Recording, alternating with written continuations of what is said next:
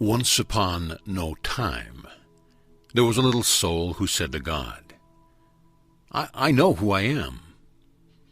And God said, That's wonderful. Who are you?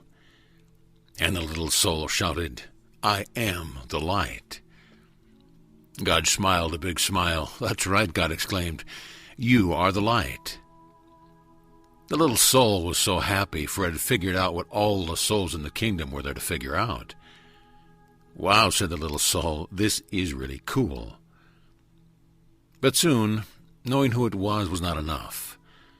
The little soul felt stirrings inside and now wanted to be who it was. And so the little soul went back to God, which is not a bad idea for all souls who want to be who they really are. And he said, Hi, God. Now that I know who I am, is it okay for me to be it? And God said, You mean you want to be who you already are? Well, replied the little soul, it's the one thing to know who I am, and another thing altogether to actually be it. I want to feel what it's like to be the light. But you are already the light, God repeated, smiling again. Yes, but I want to see what that feels like, cried the little soul. Well, said God with a chuckle, I suppose I should have known. You always were the adventuresome one. Then God's expressions changed. There's only one thing. What? Asked the little soul. Well, there is nothing else but the light, you see. I created nothing but what you are, and so there is no easy way for you to experience yourself as who you are, since there is nothing that you are not. Huh, said the little soul, who was now a little confused. Think of it this way, said God. You are like a candle in the sun. Oh, you are there all right, along with a million gazillion other candles who make up the sun. And the sun would not be the sun without you, nay, it would be a sun without one of its candles, and that would not be the sun at all, for it would not shine as brightly. Yet, how to know yourself as a light when you are amidst the light, well, that is the question. Well, the little soul perked up. You're God, think of something. Once more God smiled. I already have, God said, since you cannot see yourself as the light when you are in the light. We'll surround you with darkness. Well, what's darkness? The little soul asked. God replied, It is that which you are not. Will I be afraid of the dark? Cried the little soul. Only if you choose to be, God answered. There is nothing really to be afraid of unless you decide that there is. You see, we are making it all up. We are pretending. Oh, said the little soul, and felt better already. Then God explained that in order to experience anything at all, the exact opposite of it will appear. It is a great gift, God said, because without it, you could not know what anything is like. You could not know warm without cold, up without down, fast without slow. You could not know left without right, here without there, and now without then. And so God concluded, When you are surrounded with darkness, do not shake your fist and raise your voice and curse the darkness. Rather be a light unto the darkness, and don't be mad about it. Then you will know who you really are, and all others will know too. Let your light shine so that everyone will know how special you are. So you mean it's okay to let others see how special I am? Asked the little soul. Of course, God chuckled. It's very okay. But remember that special does not mean better. Everybody is special, each in their own way, yet many others have forgotten that. They will see that it is okay for them to be special only when you see that it is okay for you to be special. Wow, said the little soul, dancing and skipping and laughing and jumping with joy. I can be as special as I want to be. Yes, and you can start right now, said God, who was dancing and skipping and laughed right along with the little soul. What part of special do you want to be? Well, what part of special? The little soul repeated. I don't understand. Well, God explained, being the light is being special. And being special has a lot of parts to it. It is special to be kind. It is special to be gentle. It is special to be creative. It is special to be patient. Can you think of any other ways it is special to be? Well, the little soul sat quietly for a moment. Well, I can think of lots of ways to be special, the little soul then exclaimed. It is special to be helpful. It is special to be sharing. It is special to be friendly. And it is special to be considerate of others. Yes, God agreed. And you can be all of those things or any part of special you wish to be at any moment. And that's what it means to be the light. Well, I know what I want to be. I know what I want to be, the little soul announced with great excitement. I want to be the part of special called forgiving. Isn't it special to be forgiving? Oh, yes, God assured the little soul, that is very special. Okay, said the little soul, that's what I want to be. I want to be forgiving. I want to experience myself as that. Good, said God, but there's one thing you should know. The little soul was becoming a bit impatient now. It always seemed as though there were some complications. Well, what is it, the little soul sighed? There is no one to forgive. No one?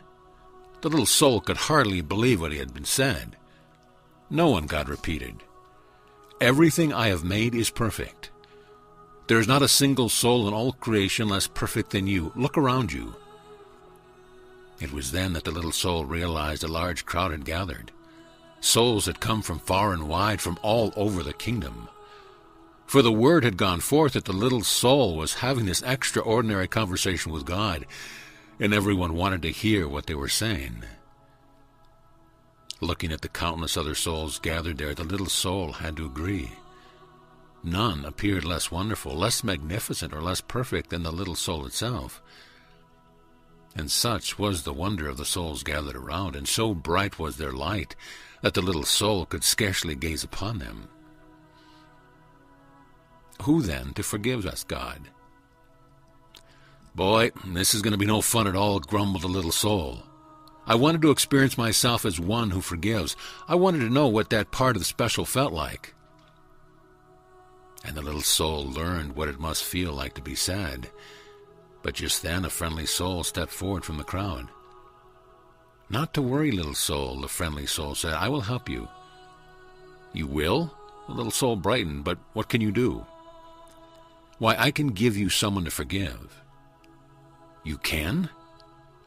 Oh, certainly, chirped the friendly soul. I can come into your next lifetime and do something for you to forgive. But why? Why would you do that? The little soul asked. You, who are a being of such utter perfection, you who vibrate with such a speed that it creates a light so bright that I can hardly gaze upon you. What could cause you to want to slow down your vibration to such a speed that your bright light would become dark and dense? What could cause you, who are so bright that you dance upon the stars and move through the kingdom with the speed of your thought, to come into my life and make yourself so heavy that you could do this bad thing? Simple, the friendly soul said. I would do it because I love you. The little soul seemed surprised at the answer. Don't be so amazed, said the friendly soul. You have done the same thing for me. Don't you remember? Oh, we have danced together, you and I, many times. Through the eons and across all the ages have we danced. Across all times and in many places have we played together. You just don't remember. We have both been all of it. We have been the up and the down of it, the left and the right of it. We have been the here and the now of it. We have been the male and the female, the good and the bad. We have been the victim and the villain of it. Thus have we come together, you and I, many times before, each bringing to the other the exact and perfect opportunity to express and to experience who we really are. And so the friendly soul explained further, I will come into your next lifetime and be the bad one this time. I will do something really terrible, and then you can experience yourself as the one who forgives." "But what will you do?" the little soul asked, just a little nervously. "That will be so terrible." "Oh," replied the friendly soul with a twinkle, "we'll think of something." Then the friendly soul seemed to turn serious and said in a quiet voice, "You are right about one thing, you know." "What is that?" the little soul wanted to know. "I will have to slow down my vibration and become very heavy to do this not-so-nice thing. I will have to pretend to be something very unlike myself, and so I have but one favor to ask of you in return."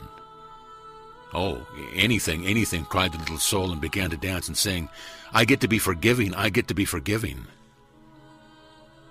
Then the little soul saw that the friendly soul was remaining very quiet. "Oh, what is it?" the little soul asked. "What can I do for you? You are such an angel to be willing to do this for me." Of course, his friendly soul is an angel, God interrupted. "Everyone is. Always remember, I have sent you nothing but angels." And so the little soul wanted more than ever to grant the friendly soul's request. "What can I do for you?" the little soul asked again.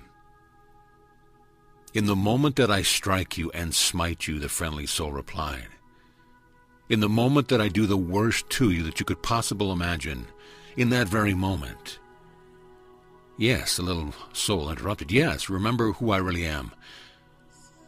"Oh, I will," cried the little soul. "I promise I will always remember you as I see you right here, right now." "Good," said the friendly soul, "because you see, I will have been pretending so hard, I will have forgotten myself. And if you do not remember me as I really am, I may not be able to remember for a very long time.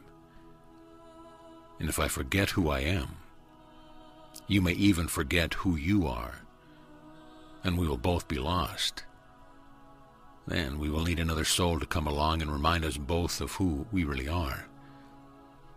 No, we won't," the little soul promised again. "I will remember you, and I will thank you for bringing me this gift, the chance to experience myself as who I am." And so the agreement was made. The little soul went forth into a new lifetime, excited to be the light, which was very special, and excited to be that part of special called forgiveness. And the little soul waited anxiously to be able to experience itself as forgiveness, and to thank whatever other soul made it possible. And at all the moments in that new lifetime, whenever a new soul appeared on the scene, whether that new soul brought joy or sadness, and especially if it brought sadness, the little soul thought of what God had said. "Always remember," God had smiled, "I have sent you nothing but angels."